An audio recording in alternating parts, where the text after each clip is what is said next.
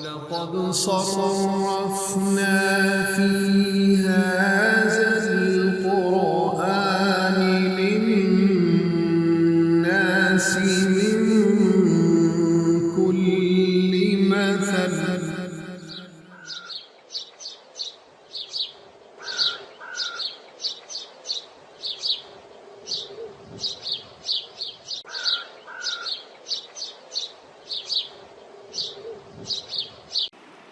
الحمد للہ وحدہ والصلاة علی من لا نبی بعدہ وعلی من انفق من الصحابۃ واہل المعرفۃ فی التبلیغ جاہدہ۔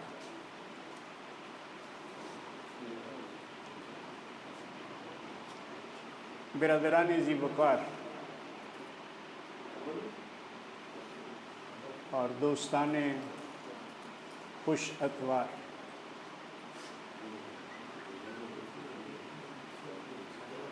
یقیناً میرے لیے یہ زندگی کا ایک بڑا اہم ایونٹ ہے،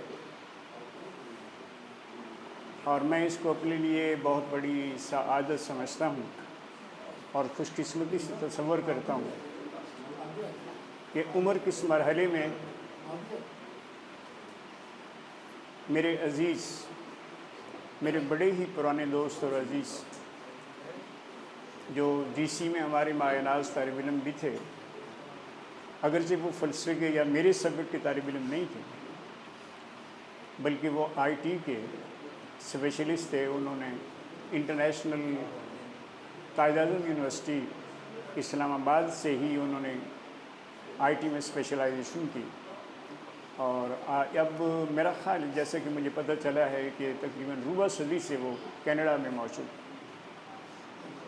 ان کا شب و روز کا یہی ایک وظیفہ بن کے رہ گیا ہے کہ وہ کسی نہ کسی طریقے سے اسلام کے پیغام کو دنیا بھر میں عام کریں، اور خاص طور پر اسلام کے پیغام کا وہ ورژن جو ہم نے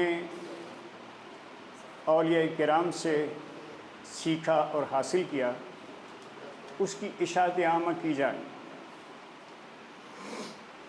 یہ آج جو تقریب ہے یہ دراصل ان کے وہاں بنائے ہوئے سرکل QRC جسے وہ کہتے ہیں، قرآنک ریڈنگ سرکل، یہ اسی کے سلسلے کی ایک کڑی ہے، اور میں سمجھتا ہوں، اور اس میں جیسا کہ میں نے پچھلے دنوں میں دیکھا ہے کہ برادر وقار نے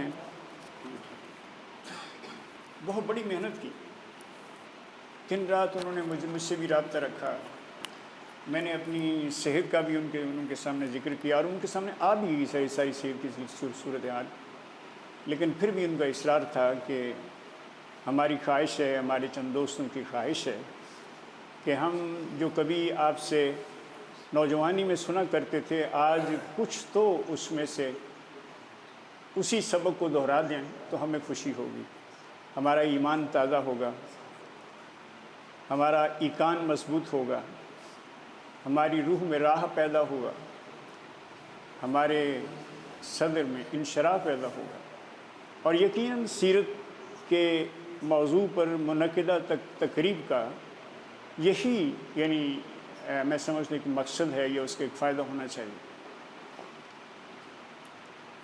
چونکہ یہ ایک ذرا ڈیفرنٹ نیچر کا پروگرام،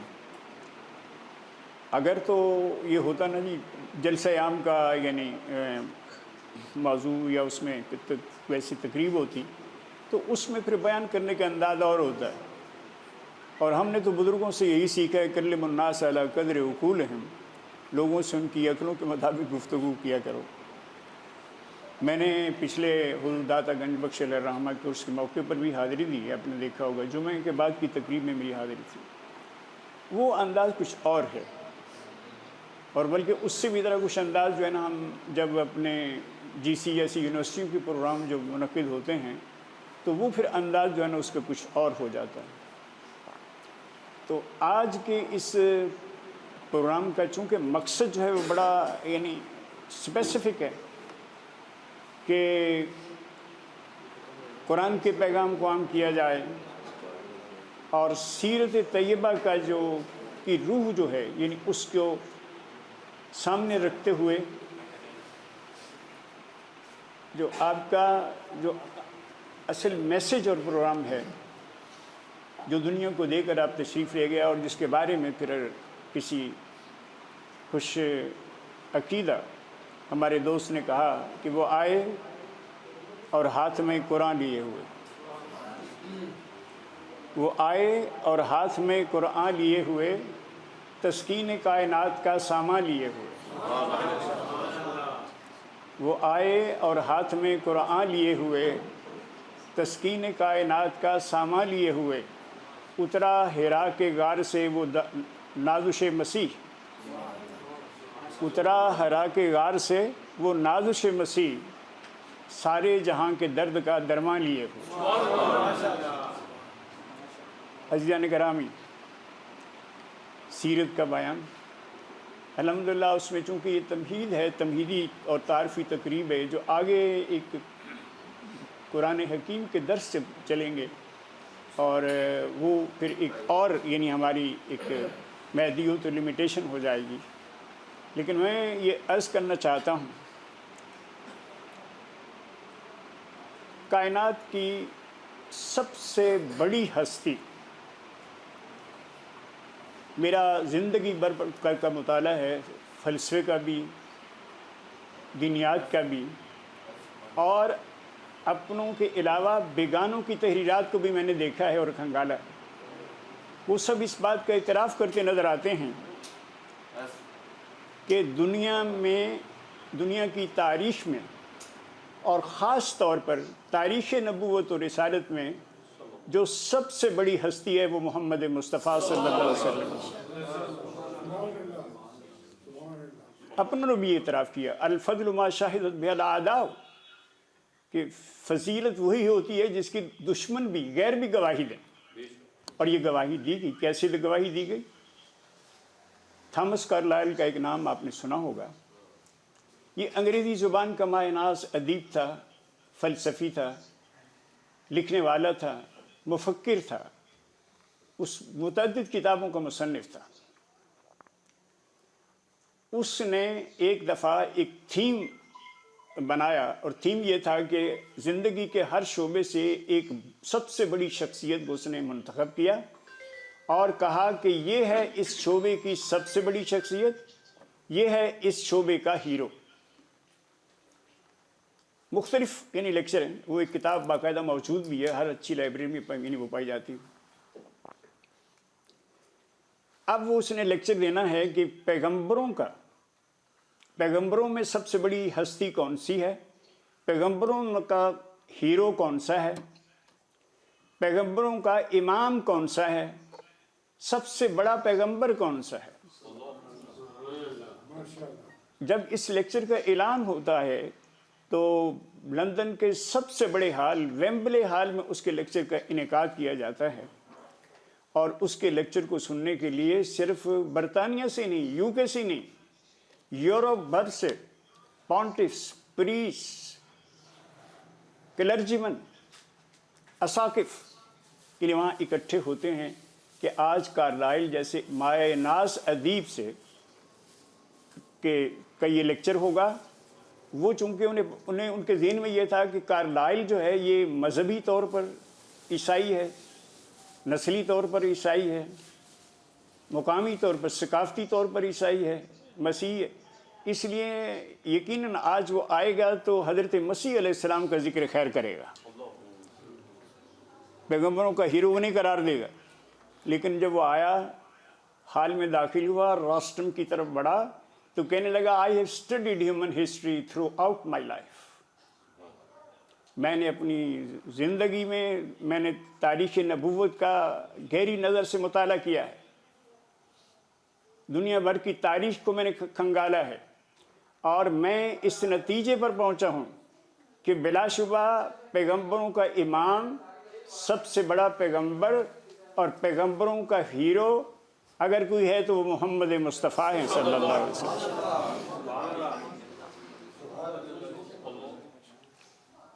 جب اس نے یہ اعلان کیا تو مورخ کہتا ہے کہ وہ جو پونٹس پریسٹ پادری اکٹھے تھے وہ انہوں نے آپس میں کنکھیوں سے ایک دوسرے سے بات کی اور پھر وہ حال سے باہر نکلنے لگے. They rather stage they walk out. لیکن کارلائل کو کوئی پرواہ نہ ہوئی. بہرحال وہ ایک پھر مفصل ایک اس کا ذکر بھی تذکرہ بھی ہے. لیکن یہ ضرور ہوا کہ کارلائل نے اس حال سے نکلنے والے مذہبی رہنماؤں کو للکارتے ہوئے کہا کہ میں آج اس صحبت میں، آج کی اس مجلس میں اس حال کی دیواروں کو سناؤں گا، میں ہواؤں کو آواز دے کر کہوں گا، میں تاریخ میں یہ ریکارڈ کروا کے رہوں گا کہ سب سے بڑا پیغمبر، پیغمبروں کا ہیرو، پیغمبروں کا امام اگر ہے تو محمد مصطفیٰ ہے صلی اللہ علیہ وسلم. الفضل ما شہدت بہ الاعداء. فضیلت وہی ہے جس کی دوسرے بھی گواہی دیں. پھر عزیزان گرامی، ہمارے اس دور میں ایک کتاب لکھی جاتی ہے. یہ کتاب یہاں تو نہیں چھپی، یہ اسٹیٹس میں چھپی ہے، امریکہ میں چھپی ہے. کتاب کا عنوان ہے دی 100، یعنی 100 عظیم انسان. نیچے اس کا جو ذیلی عنوان ہے وہ رکھا گیا ہے ranking of the most influential persons in history, یعنی تاریخ کی مؤثر ترین، سب سے مؤثر شخصیتوں کی درجہ بندی. اور اس درجہ بندی میں کیا ادارے کو اس نے ہر فیلڈ آف لائف سے، ہر شعبہ زندگی سے اس نے ایک عظیم شخصیت کا انتخاب کیا. پھر ان کے درمیان اس درجہ بندی کی، ان کی ترتیب قائم کی. اس سے یہ بڑا ہے، اس سے یہ بڑا ہے، اس سے یہ بڑا ہے، اس سے یہ یعنی رینک میں زیادہ ہے. اب وہ فیصلہ کرنے چلا ہے کہ بھائی پیغمبروں اور رسولوں کے شعبے میں سب سے بڑا رینک کس کا ہے. اور وہ بلا مبالغہ بلا جھجک کو اس نتیجے پر پہنچتا ہے کہ پیغمبروں میں سب سے بڑے رینک کا حامل اگر کوئی شخصیت ہے تو وہ محمد مصطفیٰ صلی اللہ علیہ وسلم. وہ نمبر 1 شخصیت ہے پوری ہسٹری کی. اس میں دوسرے واقعہ آف لائف کو بھی اس نے لیا. لیکن اس کے ساتھ ہی خاص طور پر پیغمبروں پر فوکس کرتے ہوئے اس نے قرار دیا کہ اس تاریخ میں، خاص طور پر نبوت اور رسالت کی تاریخ میں، سب سے بڑی شخصیت، نمبر 1 شخصیت اگر ہے تو محمد مصطفیٰ صلی اللہ علیہ وسلم. یہ دی 100 کے نام سے یہ کتاب موجود ہے، اس کو دیکھ سکیں. یہ ہے وہ ہستی جس کی عظمت کی دوسروں نے بھی گواہی دی ہے. الفضل ما شہدت بہ الاعداء.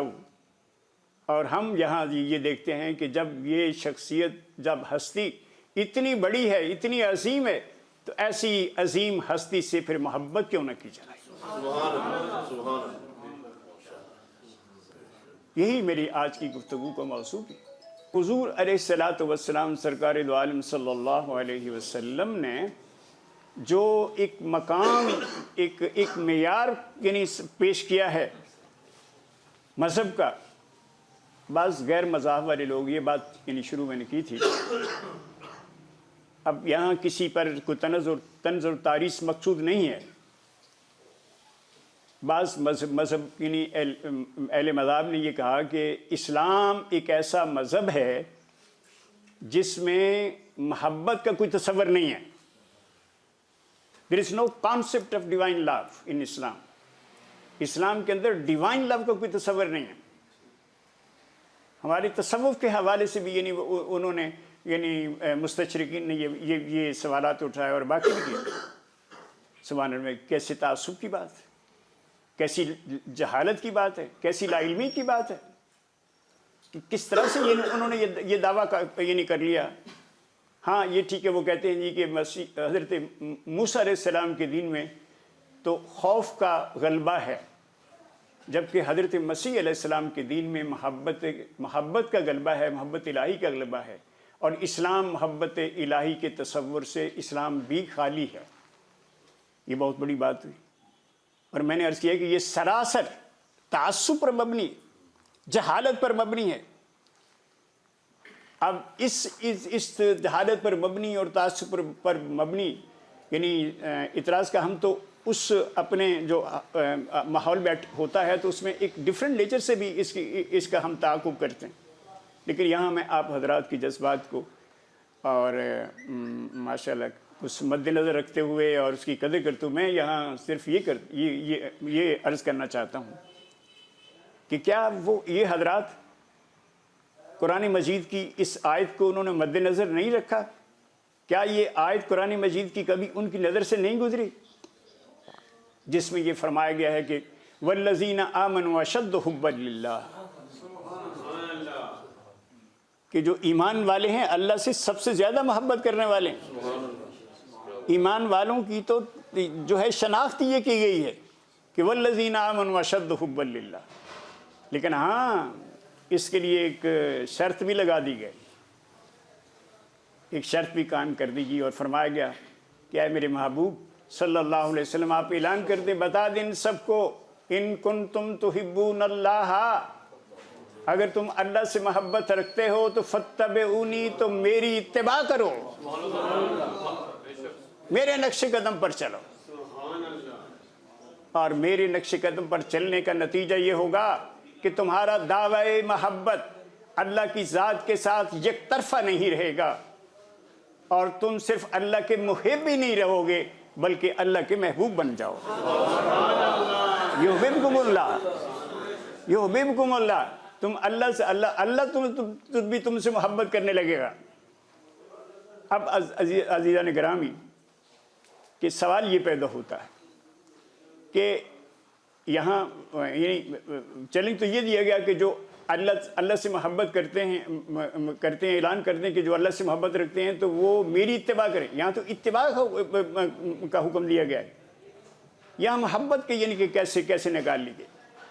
تو عزیزان گرامی ہمارے علماء اسلام شکر اللہ سعیہم، حضرت امام ایاز رحمۃ اللہ تعالی علیہ نے یعنی الشفاء بتعریف حقوق المصطفیٰ میں اس نقطے کو بیان کیا اور کہا کہ بھائی محبت یہ اتباع جو ہے یہ تین سبب میں سے کسی ایک سبب کا نتیجہ ہوتی ہے،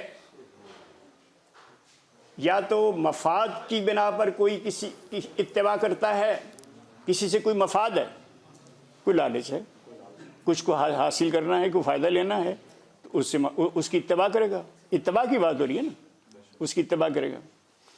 اور دوسری جو اتباع ہوتی ہے وہ خوف سے ہوتی ہے، ڈر ہے، کسی سے ڈرتا ہے، کسی سے خوف کھاتا ہے، تو جب تک وہ رہے گا یعنی وہ اس کا خوف رہے گا، اس کی اتباع ہوتی رہے گی۔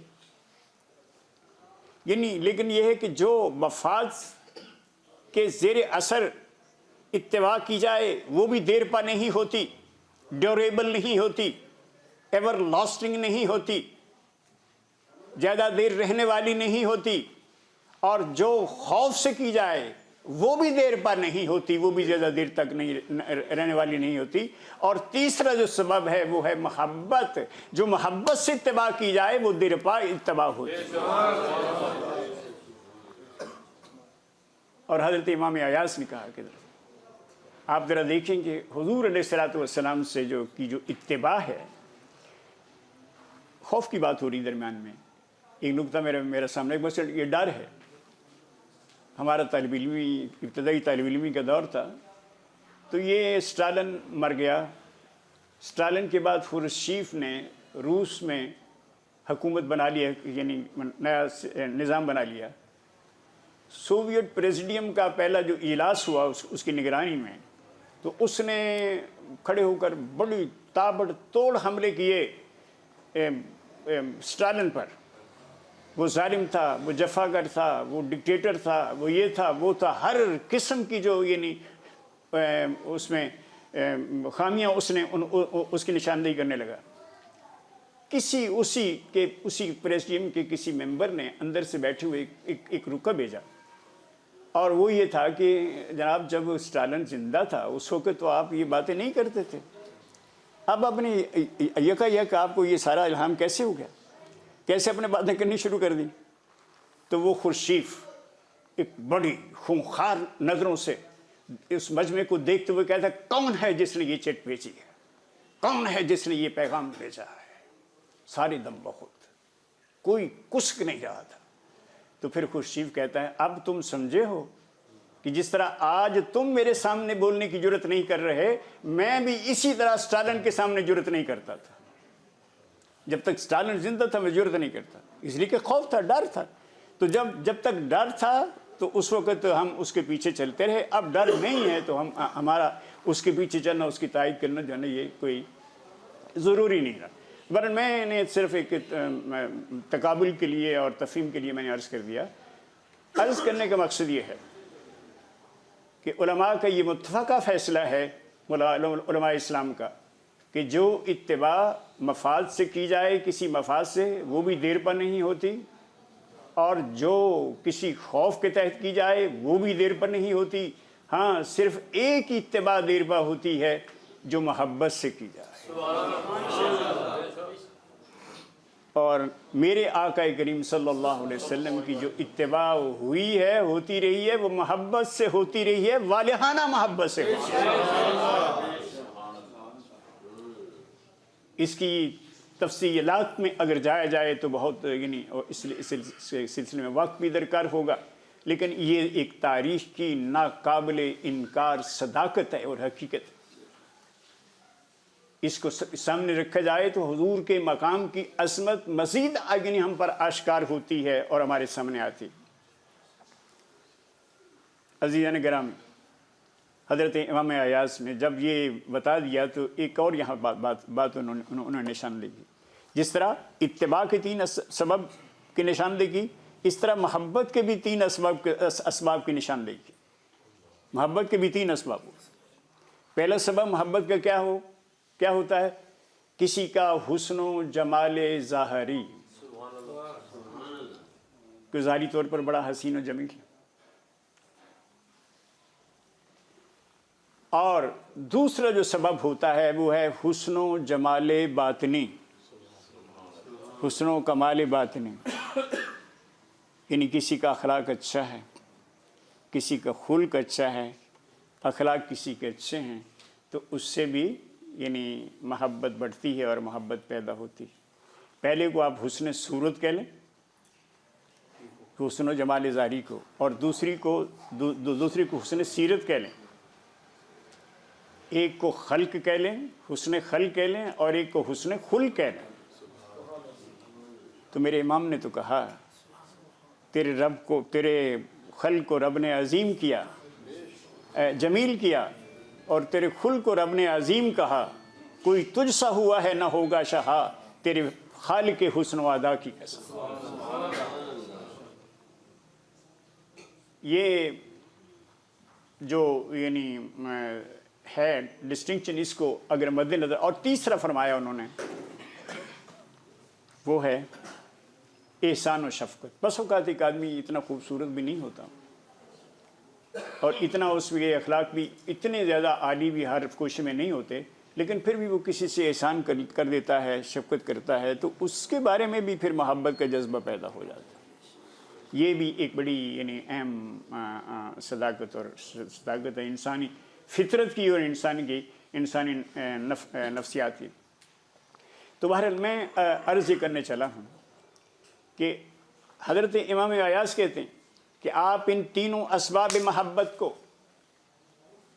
پیارے آقا کریم صلی اللہ علیہ وسلم کی ذات بابرکات پر منطبق کرو تو تمہیں معلوم ہوگا کہ ان کا سب سے بڑا شاہکار اور مظہر عتم اور پیکر عتم حضرت محمد مصطفیٰ صلی اللہ علیہ وسلم کی ذات بابرکات، ان سے بڑا، آپ سے زیادہ حسین و جمیل کوئی بھی نہیں، آپ سے زیادہ اخلاقی کریم اچھا اور کسی کا نہیں، آپ سے زیادہ یعنی احسان و شفقت اور کسی کی نہیں۔ کیا یعنی ماشاءاللہ وہ آپ نے سنا ہوگا کہ حضرت جابر بن سمرہ روایت فرماتے ہیں کہ میں ایک دفعہ 14 رات کا چاند اپنی پوری تابانی پہ چمک رہا ہے، چاند چاندنی رات ہے، سرکار مسجد نبوی کے سین میں اپنے اوپر سرخ حلہ اوڑھ کر لیٹے ہوئے ہیں۔ اس پیارے موسم میں میری ایک نظر حضور کے چہرے پاک کی طرف جاتی ہے اور ایک آسمان کی طرف اٹھتی ہے، چاند کی طرف اٹھتی ہے، واللہ مجھے سرکار کا چہرہ اس 14ویں کے چاند سے زیادہ حسین اور نورانی نظر آتا ہے۔ یہ جابر کی شہادت، جابر بن سمرہ کی شہادت، اور اس کے ساتھ ہی سبحان اللہ ایک آدمی نے پوچھا ان سے کہ کیا حضور کے چہرے پاک کے جو ہے وہ نورانیت اور ان کا جو یعنی حسن و جمال ہے، کیا ہم اس کو یہ جو تلوار ہے یعنی چمکتی ہوئی تلوار سے تشبیہ دے سکتے ہیں آپ کے حسن، آپ کے چہرے کے حسن اور نور کو؟ تو حضرت جابر کہتے ہیں نہیں، لا بل کالشمس والقمر، بلکہ اگر ہم اس کو کسی تشبیہ سے اگر ہم جان سکتے ہیں، ان کے بارے میں کوئی تشبیہ دے سکتے ہیں تو وہ چاند اور سورج کی تشبیہ دے سکتے ہیں۔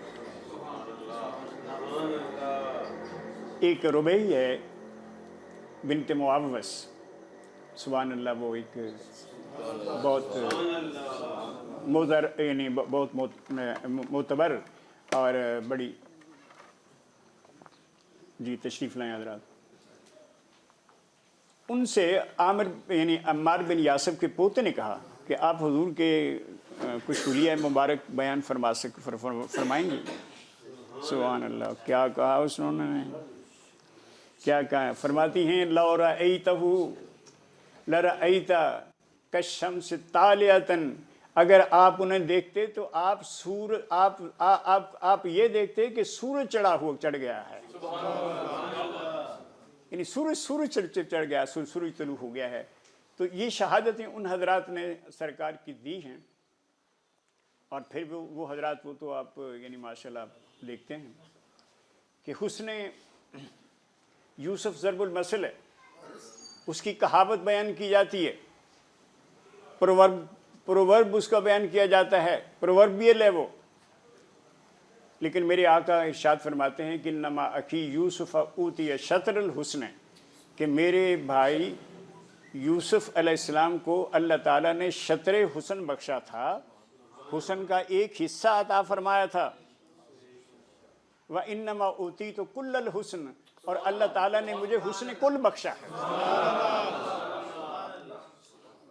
مجھے حسن کل ملے۔ اور وہ یعنی دیکھیے جناب یوسف علیہ السلام کے حسن کے بارے میں قرآن نے بیان، ایک واقعہ ہے اور آپ نے علماء سے سنا بھی ہوگا، قرآن مجید میں آتا ہے کہ جب زنان مصر نے ان کو تانا دیا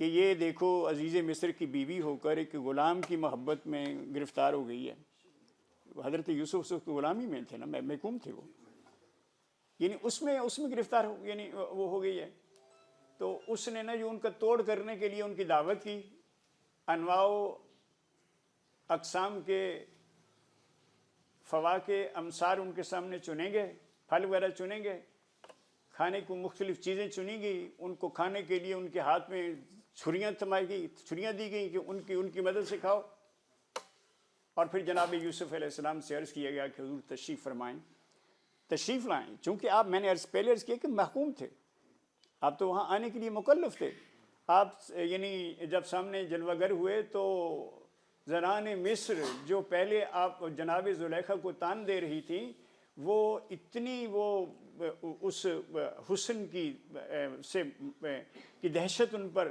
اور مرعوبیت ان پر جو ہے وہ طاری ہو گئی کہ قلنا حاشا للہ، قرآن کے الفاظ ہیں، قلنا حاشا للہ ان ھذا الا ملک کریم، کہ یہ وہ کہنے لگی کہ یہ تو کوئی فرشتہ ہے، انسان نظر لگتا ہی نہیں ہے، اتنا یعنی حسن و جمال اس کو۔ اور پھر اسی مرعوبیت میں آ کر، اسی مرعوب ہو کر، وہ چھریاں جو انہیں پھل کاٹنے کے لیے دی گئی تھی، وہ ان کی اس میں بے اختیاری سے یعنی وہی ان کی انگلیوں پر لگی اور ان کی انگلیاں کٹ گئیں، وَقَطَّعْنَا أَيْدِيَهُمْ، وہ تو قرآن مجید کے الفاظ ہیں، یعنی اس لیکن یہ تو جناب یوسف علیہ السلام کا حسن کہ حسن یوسف پہ کٹی مصر میں انگشت زنا، حسن یوسف پہ کٹی مصر میں انگشت زنا، کہ مصر میں عورتوں کی انگلیاں کٹی ہیں۔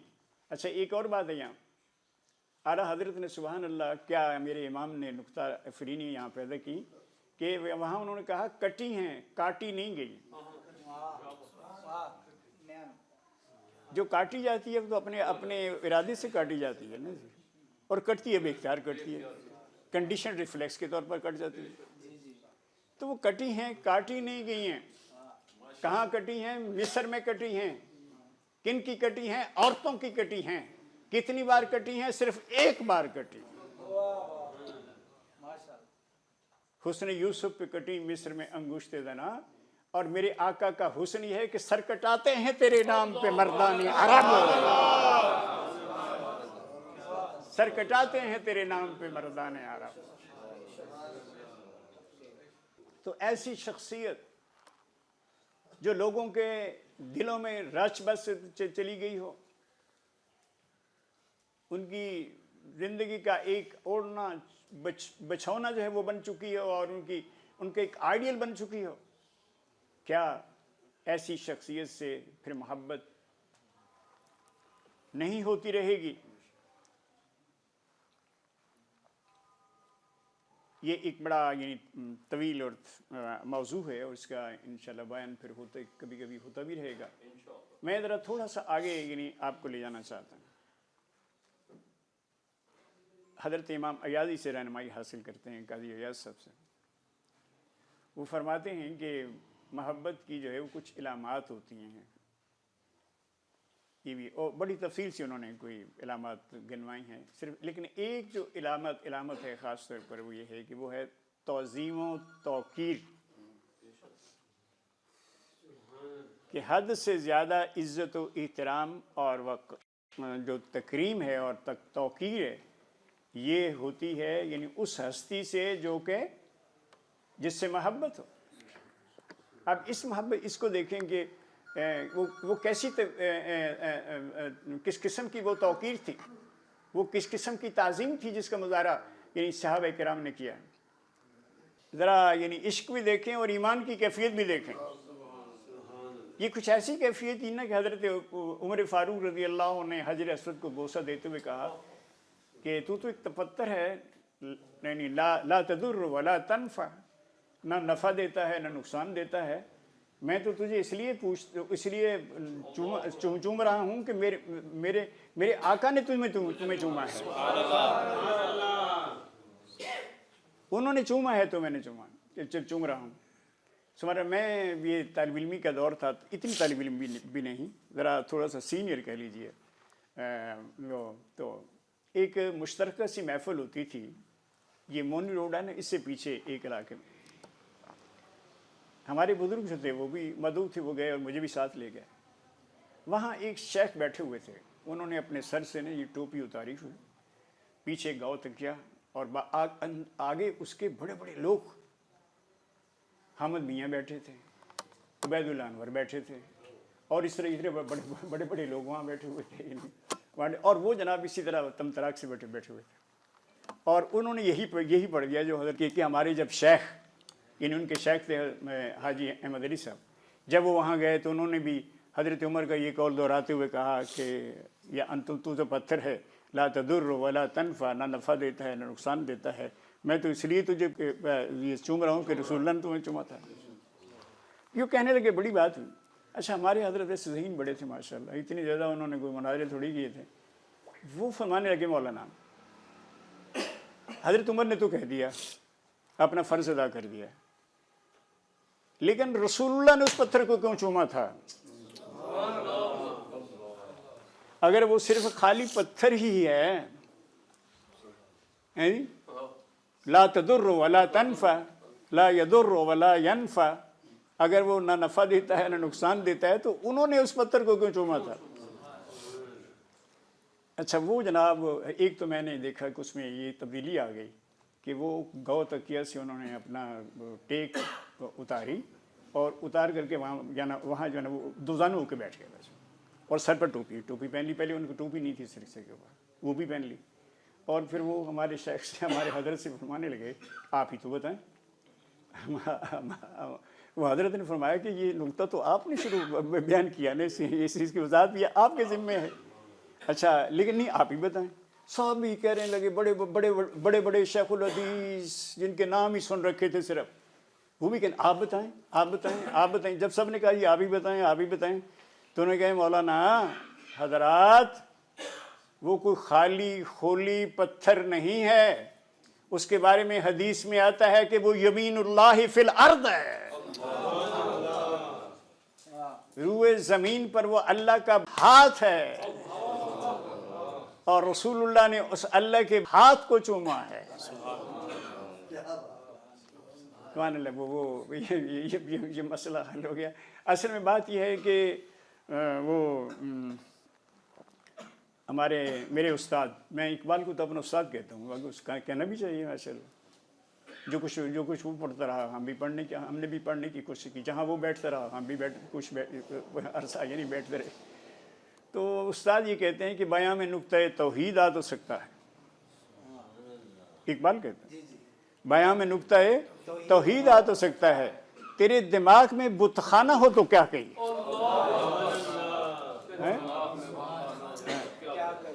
یعنی بیان میں نقطۂ توحید آ تو سکتا ہے مگر تیرے دماغ میں بت خانہ ہو تو کیا کہیے. تو عزیزان اصل بات تو یہ ہوئی کہ یہ حضرت عمر کا درجہ. اور اب ذرا تھوڑا سا اور آگے چلیں. حضرت ابوبکر صدیق رضی اللہ عنہ, آپ کے مقام و مرتبہ سے کون واقف نہیں. ایک دفعہ کسی نے پوچھا حضرت ابوبکر صدیق سے کہ ابوبکر سچ سچ بتاؤ کہ تمہیں اللہ سے زیادہ محبت ہے یا رسول سے زیادہ محبت ہے. بھائی بڑا مشکل سوال ہے, سر چکرا دینے والا سوال. تو جناب صدیق اکبر نے کیا جواب دیا؟ وہ فرمانے لگے مجھے اللہ کے رسول سے زیادہ محبت ہے. کہہ دیا کہ مجھے رسول سے زیادہ محبت ہے. سننے والا بھی حیرت زدہ ہو گیا. تو انہوں نے اس کی طرف پلٹ کر کہا ہم بھی یہاں تھے, خانہ کعبہ بھی یہاں تھا, حجر اسود بھی یہاں تھا, مناؤ صفا و مروہ بھی یہاں تھی, چاہے زمزم بھی یہاں تھا, لیکن ہمیں خدا کا کوئی پتہ نہیں تھا. میرے آقا آئے, ہمیں خدا کا رستہ دکھایا, ہم خدا تک پہنچنے لگے. سبحان اللہ. اسی سوال و جواب کو نظم بند کرتے ہوئے اقبال کہتا ہے, اقبال نے اس کو یوں نظم کیا کہ معنی حرفم کنی تحقیق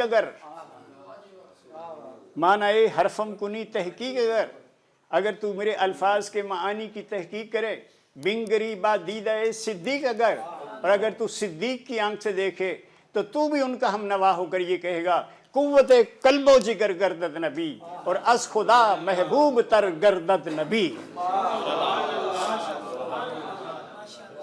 قوت قلب و جگر گردد نبی از خدا محبوب تر گردد نبی. ایک مولانا ہمارے اس کے بر صغیر کے, جب یہ سوویت یونین میں نیا انقلاب آیا جس کو اشتراکی انقلاب کہتے ہیں, اور اس کا سربراہ جو تھا وہ جو لینن تھا, لینن سربراہ تھا, وہ دہریہ تھے, خدا کے جو تھے وہ منکر تھے. وہ گئے, انہوں نے بڑا اپنے پورے دلائل کے ساتھ کہا جی کہ خدا کے وجود کے بارے میں دلائل دیے اور کہا جی خدا ہے خدا. وہ سنتا رہا. ایک بات اس نے یہ کی, مولانا if you say that Muhammad was God, I believe he was God. یعنی وہ کہتے ہیں اگر آپ یہ کہتے ہیں میں وہ تو خدا دوسرا خدا تو نہیں, جو آپ کہتے ہو وہ تو نہیں مانتا, نہ میں نے لکھا نہ اس نے, لیکن if you say that Muhammad was God, I believe that he was God. میں تو کہتا ہوں سنیں. اور میرے استاد اقبال نے اس کو بھی اس طرح سے بیان کیا, می توانی من کرے یزداں شدن. بھائی می توانی من کرے یزداں شدن, اللہ کے وجود کا انکار تو کرنا ممکن ہے لیکن منکر شان نبی نتواں شدن، نبی کی شان کا انکار ممکن نہیں، جو نبی کی شان ہے اس کا انکار ممکن نہیں۔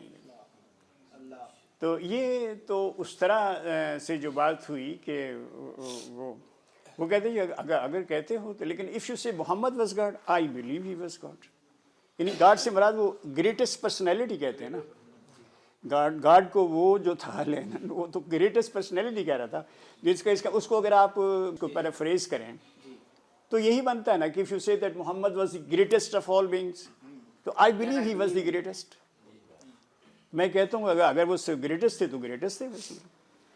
تو اب یہ جو یعنی ماشاءاللہ یہ مقام، یہ مرتبہ، یہ سرکار دو عالم صلی اللہ علیہ وسلم کی عظمت، اس کے چرچے تو ہونے چاہیے اور کہنے چاہیے۔ اور اصل بات، آخری بات میں عرض کرنے لگا، من احب شیئا اکثر ذکرہ، جو کسی چیز سے محبت کرتا ہے کثرت سے اس کا ذکر بھی کرتا ہے۔ یہ جو آپ لوگ بیٹھے ہوئے ہیں نا جی، ماشاءاللہ آپ نے اتنا وقت گزارا ہے، یہ اسی محبت کا نتیجہ ہے، اسی ذکر میں آپ شامل ہو، اور الحمدللہ میرا استاد تو پھر کہہ گیا نا جی، یہ ذکر آج نہیں، جب سے سرکار تشریف لائے اس وقت سے لے کر آج تک یہ ذکر ہوتا رہا ہے اور ہوتا رہے گا۔ دست میں جواب شکر کی دست میں، دامن کوہسار میں، میدان میں ہے،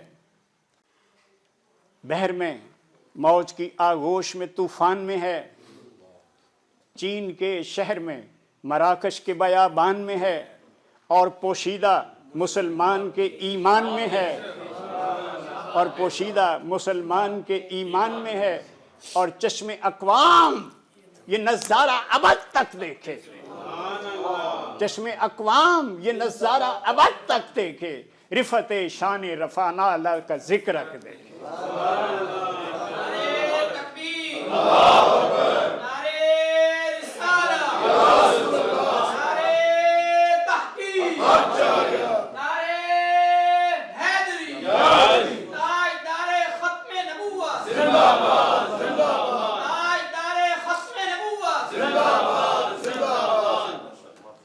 عزیزان گرامی، باتیں تو اور بھی بہت ساری میرے ذہن میں ہیں اور کئی ایسی ضروری بھی تھیں، لیکن میں نے مجمع کا رنگ دیکھتے ہوئے ذرا میں نے بھی پلٹا کھایا، میں نے بھی اپنا رنگ بدل لیا، ورنہ میں تو آپ کو یہاں ایک بہت بڑا جو ہے نا جی وہ اسکالرلی ایڈریس کرنے آیا تھا۔ اللہ تبارک و تعالی ہمیں ماشاءاللہ توفیق دی۔ میں آپ حضرات کا بھی شکر گزار ہوں۔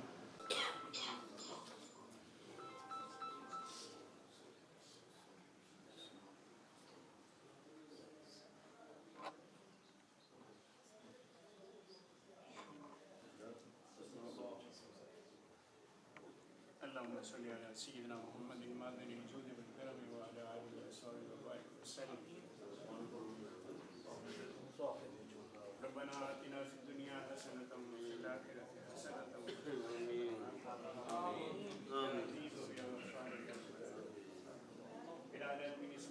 مقدس میں جتنے بھی میرے عزیز بھائی، بچے اور میرے دوست ہیں شریف، انہوں نے اپنا بڑا قیمتی وقت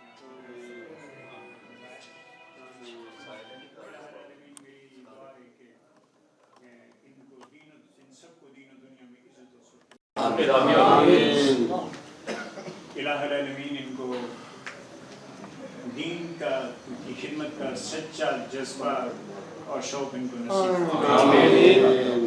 تمنا ہے کہ دنیا میں کوئی کام کر جائے، اگر کچھ ہو سکے تو خدمت اسلام آمین۔ میرا بھائی، میرا عزیز وہاں کینیڈا میں بیٹھے ہوئے 25 سال سے یہی دعوت دے رہا ہے اور اسی بات کی کوشش کر رہا ہے کہ تمنا ہے کہ دنیا میں کوئی کام کر جائیں، اگر کچھ ہو سکے تو خدمت اسلام کریں۔ یہی ہے آرزو، تعلیم قرآن عام ہو جائے، ہر ایک پرچم سے اونچا پرچم اسلام۔ میں نے جو ٹوٹے پھوٹے الفاظ میں نے حاضری دی ہے، مجھے معلوم ہے کہ کچھ اور بھی ان کے کہنے والا یہ سلسلے چیزیں موجود تھیں، لیکن انشاءاللہ العزیز بنیادی طور پر یہ جو پروگرام ہے، جیسے کہ وقار صاحب نے آپ لوگوں کو بتایا بھی ہے، یہ قرآن مجید کی جو ہے وہ خدمت کا پروگرام ہے اور ان کی تفسیر کا پروگرام ہے، اور وہ پھر اس طرح سے جس طرح آج ہم نے محفل کی ہے، یہ بعد میں ہونے والی محفل تھوڑی سی مختلف ہو جائے گی، تو لیکن الحمدللہ ہم ساتھ چلیں گے. ہمیں تو ہمارا تو ایمان ہے نا جی کہ جب تک عشق مصطفیٰ ساتھ نہیں چلے، یعنی قرآن کی بھی پوری خدمت نہیں ہو سکتی. تو انشاءاللہ سے ساتھ چلتا رہے گا اور یہ کام ہوتا رہے گا. جتنے بچے یہاں موجود ہیں، میری دعا ہے کہ اللہ تعالیٰ انہیں محنت سے پڑھنے کی توفیق عطا، انہیں اچھا روزگار کے قابل بنائے، اچھا روزگار نصیب فرمائے. الہ العالمین دعا ہے کہ اللہ تعالیٰ مجھے بھی اور باقی جتنے دوست بیٹھے ہیں سب کو صحت و تندرستی عطا فرمائے.